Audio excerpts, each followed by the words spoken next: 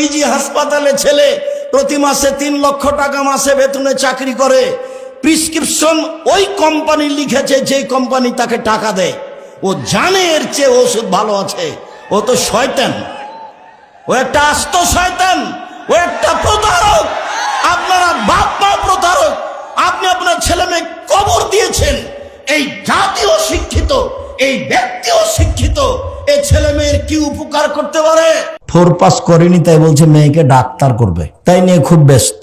6 পড়ার পরে 4 জন master, class 8-এ গিয়ে 6 জন মাস্টার, ম্যাট্রিক পাস করার পরে ইন্টার পাস করার জন্য যে কয়েকটা সাবজেক্ট সব মাস্টার। তারপরে ডাক্তারিতে ভর্তি করেছে কোনো বিশ্ববিদ্যালয়ে। কয়দিন পরে মেয়ে আরেকজনের সাথে চলে গেছে। তখন টাকাটি কি হলো?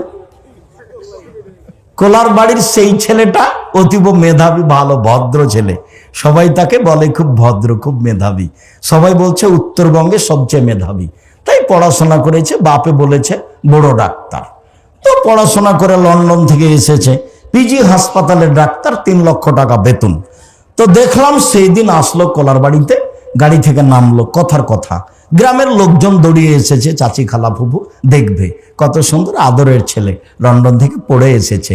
গাড়ি থেকে নামলো, দেখা গেল গলায় টাই আছে, গায়ে স্যুট আছে, পায়ে জুতা আছে, মোজা আছে, দাড়ি চাঁচা আছে, হাতে সিগারেট আছে। এই অবস্থায় ছেলে গাড়ি থেকে নামলো।